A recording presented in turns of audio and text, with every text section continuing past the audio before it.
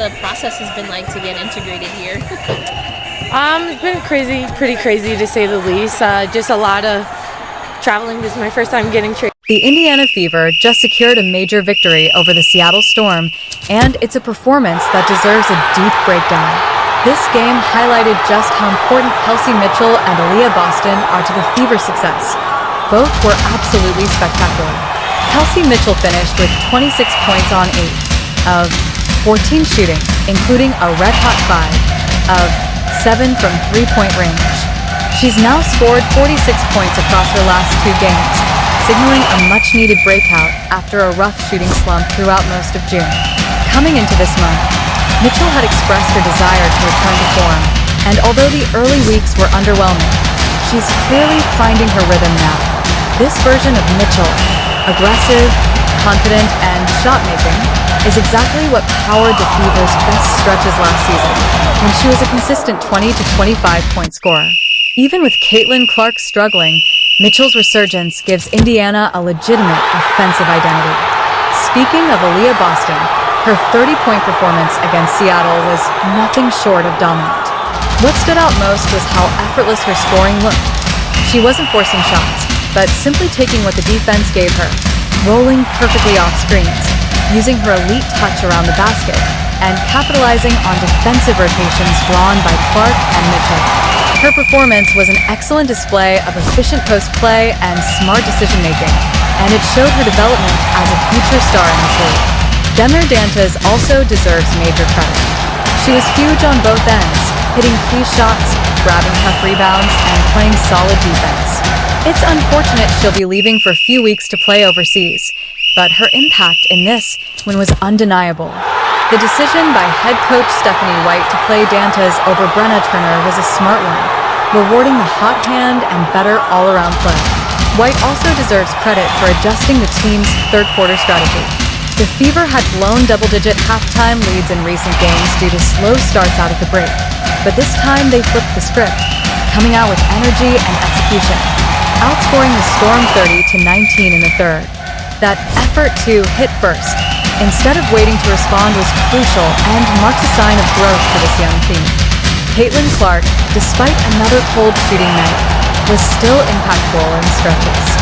She's now 1-for-23 from 3 in her last 3 games, clearly in a slump, but even with that, she found ways to contribute, dishing out smart passes, controlling tempo, and still drawing defensive attention that created opportunities for teammates. Her court vision was on display, as seen on a beautiful double-screen action that led to an easy layup for Boston early in the game. Though her shot isn't falling, Clark's mechanics still look mostly intact, and great shooters go through these periods, Steph Curry included. What matters is her willingness to keep contributing in other areas while she works through it. Lexi Hull, meanwhile, was a revelation. Her hustle plays, effort on defense, timely shot-making, and energy were all crucial. She's shooting an astonishing 55% from 3 this season, by far the best catch-and-shoot mark in the WNBA, and in this game, she added steals, transition layups, and corner threes to her stat line. She's proving to be an invaluable role player, and her ability to stretch the floor helps open up lanes for Boston and Clark. Another major highlight was the Fever's pace of play. They're clearly at their best when pushing the ball in transition, something they did well in this matchup. Sylvia Fowles, Mitchell, and others sprinted up the court after rebounds, forcing mismatches and early offense that kept Seattle's defense off balance.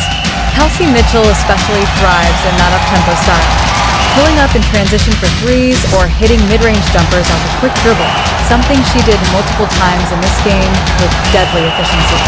Her shot-making, particularly when paired with Clark's gravity and Boston's interior presence, makes Indiana's offense extremely hard to defend. Several two-woman actions between Mitchell and Boston stood out as well, especially during stretches when Clark was on the bench. That duo extended the lead while Clark sat, showcasing Mitchell's playmaking ability and Boston's touch. The chemistry between them is continuing to build, and it's giving the Fever multiple offensive engines, which is vital in the WNBA. Even the plays that didn't result in immediate points, like Dantas missing a 3 but Hull grabbing the board and kicking out to Mitchell for a sidestep 3, reflected the team's growing understanding of spacing and hustle. It was also great to see Boston recognizing double teams and kicking out to shooters like Hull, who rewarded that trust by drilling more shots. These reads are what separate good players from great ones, and Boston is clearly elevating her basketball IQ in real time. Kelsey Mitchell also displayed incredible control and flair, hitting a step-back mid-range shot, throwing a perfect baseline pass to Hull in the corner, and just being locked in from the opening tip. This version of Mitchell is the one that can help carry Indiana to a deep playoff run, even if they're not yet championship contenders. The lack of elite interior defense is still a concern, but if the offense keeps humming like this, they'll remain competitive against top-tier teams. What's most exciting, however, is the potential of this core. We've seen games where Clark goes off and Mitchell struggles, and now we've seen the opposite. But what happens when both of them are clicking on the same night? That's when the fever can look truly dangerous. The ceiling for this team gets exponentially higher when both guards are in rhythm. If they can ever combine for 50 to 60 points in a game like we saw from elite duos last season, they'll be nearly impossible to stop. Late in the game, the Fever also executed their sets to perfection. Mitchell came off screens, through defenders, and found Boston for easy looks. Or, in other cases, Boston rolled into open space and finished strong at the rim, again making it look easy. This balance between star power and role player execution is what makes a team dangerous in the playoffs. While Caitlin Clark's shooting struggles are frustrating, they're also temporary.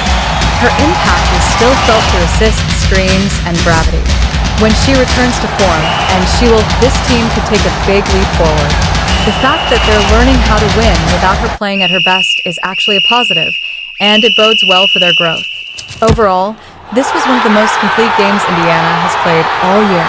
From the coaching adjustments by Stephanie White to the team's third-quarter surge, to Mitchell and Boston's brilliance, to the hustle from Hull and Dantas, it was a statement win. With Clark in a slump and Dantas leaving for overseas duty, they'll need to maintain this momentum and continue building chemistry. But if Mitchell keeps playing like this, and Boston keeps dominating inside, and Clark eventually snaps out of her shooting woes, the Fever could go from a struggling young team to a dangerous playoff dark horse. This game showed what that formula looks like, and if they can replicate it consistently, they're going to be a problem in the WNBA. And, what impressions are you getting, or what is the call for you now that you're with Dallas and in the game tonight against New York? I think it's going to be a lot of fun. What we witnessed from Aaliyah Boston in this game was exactly the kind of play that defines her value to the Indiana Fever, not just as a physical presence, but as a stabilizing force in the paint, someone who demands respect and attention from opposing defenses. Her impact opens up opportunities for players like Kelsey Mitchell, who, in this game, truly elevated her performance to another level. Look at that sequence where she comes off the screen, weaving her way through bodies in the paint, and finishes a tough and one layup. That's elite shot creation under pressure. Mitchell didn't just rely on the perimeter game. She attacked from all angles, slashing to the rim, hitting step-back threes, draining mid-range jumpers, and even making high IQ passes that moved the ball effectively. She played like a seasoned scorer who knows how to read the floor and pick her spots, and it's been a long time coming. For much of this season, Kelsey has struggled to find her rhythm, missing shots she'd normally drain, appearing visibly frustrated on the floor, but this game felt like a personal breakthrough. That pull-up three she hit in transition, stopping on a dime and draining it with confidence, followed by the self-back pat celebration, wasn't just about flash. It was a sign that her swagger was back, her confidence rekindled, and her role reestablished. Her energy was infectious. The way she played tonight is the version of Kelsey Mitchell the Fever desperately need if they want to be taken seriously in the playoff conversation.